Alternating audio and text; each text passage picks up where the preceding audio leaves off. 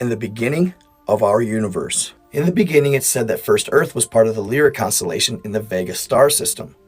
But what's the story behind its formation, or even its demise?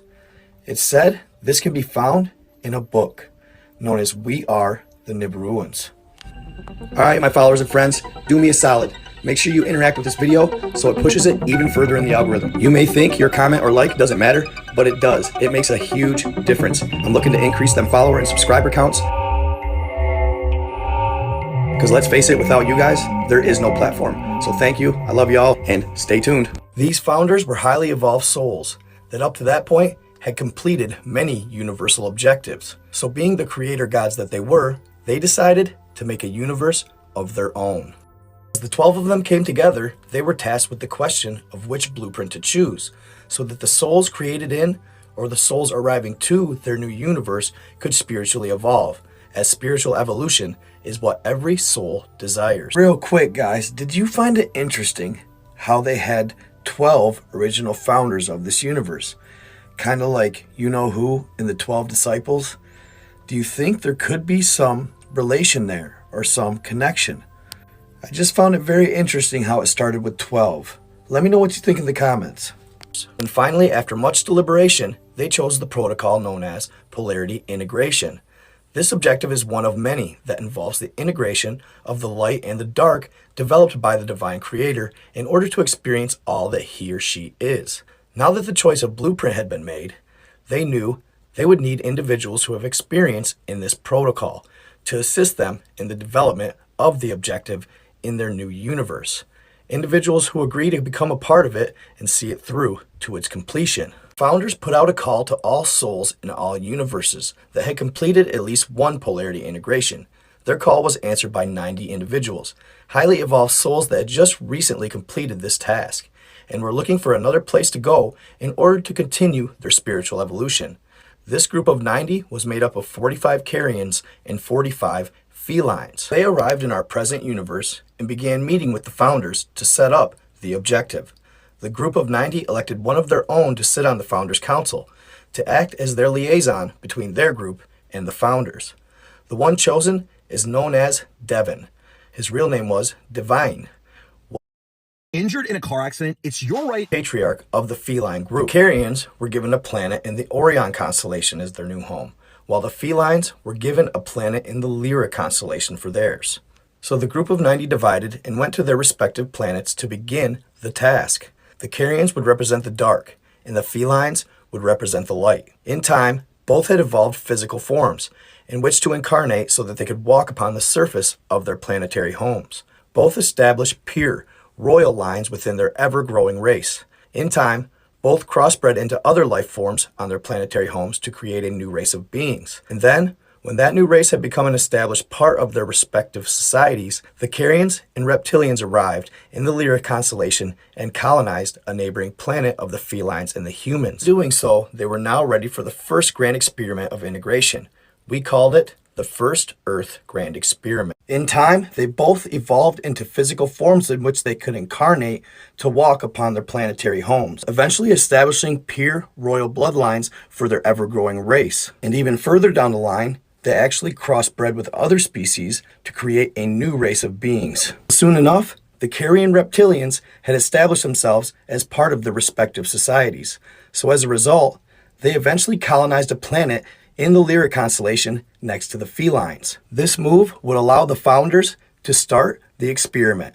First grand Earth experiment took place on a 3D planet just like Earth, and it was occupied by the felines and the humans. And as their technology rapidly advanced, they were able to build a Stargate, and then learned how to space travel. And shortly thereafter, both races were able to travel back and forth, visiting each other's respective planets. So the two groups finally reunited again. But this time, there was more involved, like their offspring. And of course, naturally, this would lead to their offspring's interbreeding, establishing alliances among the races. At first, everything went very well. The intermarrying between the royal families created new races and eventually created a hierarchy. First, you had the royal bloodlines, then the priests, then the scientists, then the military, and then the working class was the rest of them. But as you and I know, all good things must come to an end.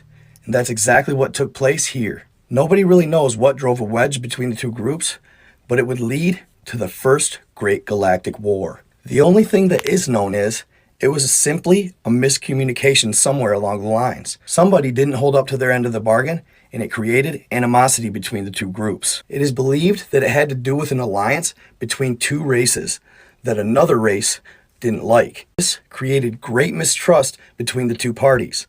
So, the feline humans would launch the first attack against the Carrion reptilian group. Prior to that, before the First Galactic War, there were actually some minor skirmishes between the two houses. It was at this time that the fathers of those in power during the Galactic War were killed.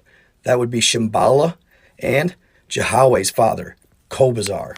The leaders now in power were just teenagers at the time, still wet behind the ears, and it hurt them deeply. One group leader recalled visiting Jahwe and his father in their favorite cave, and they would play for hours. The only feelings at the time were warm, loving feelings. As they took their mantles of leadership, they were instantly supposed to be pitted against each other. Although one of the female leaders' marriage to Jahwe was actually supposed to bring peace to the societies, peace to the alliances. And the royal families did keep peace, but it was out of their hands.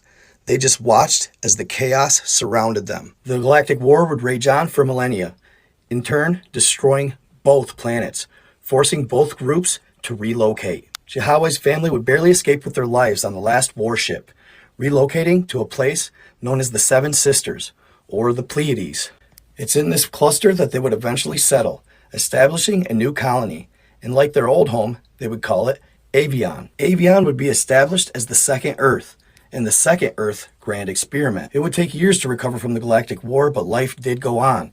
Cities were built, societies established. Eventually, Jahwe's family would leave the planet to those who came with them, and they'd become known as the Ancient Ones. They were the founders of this new civilization, and they were treated as gods. But as with any story, the facts would get distorted, and eventually, history would rewrite itself. For hundreds of thousands of years, this civilization would thrive, reaching technology a little more advanced than the previous. They'd become known throughout the galaxy. They had evolved beyond disease or any social disparity, creating a unified government. They were a unified people, a peaceful people. But this led to an almost hive mentality. They had become stagnant spiritually because they were suppressing their darker, more masculine side. It was the social norm to tap into the feminine, lighter side of them, which led to them unconsciously calling forth a foe. They didn't realize it at the time because the foe approached as if they were peaceful, but had an agenda behind the scenes. It took many years, but eventually the true agenda was revealed. So the humans would launch the first attack to try and drive this race from their planet. But in the process of doing so, they'd destroy that planet. The remaining survivors fled and established their own colonies all throughout the galaxy. The final one being Earth, our planet, which is the third Earth Grand Experiment, with the previous two failing to ascend. Some of us here's souls may have even lived through the first two Grand Experiments, hopefully gaining enough wisdom to help this third Earth ascend in the process. What was lacked before was compassion and understanding of others. Hopefully, we can change that here. We need to look for peace, but gain this peace while tapping in to our light and dark sides. Almost a balance in the Force, if you will. And this balance will lead to the manifestation of a great society. It's obvious we have a long way to go, but it can be done. It only takes a small portion of the population to actually believe. The evil beings here are on their heels because there's been an imbalance in the dark and light sides, with the dark side winning. You can see it all around us. As I said before, all good things do come to an end, and something great will take place to bring balance to the light again.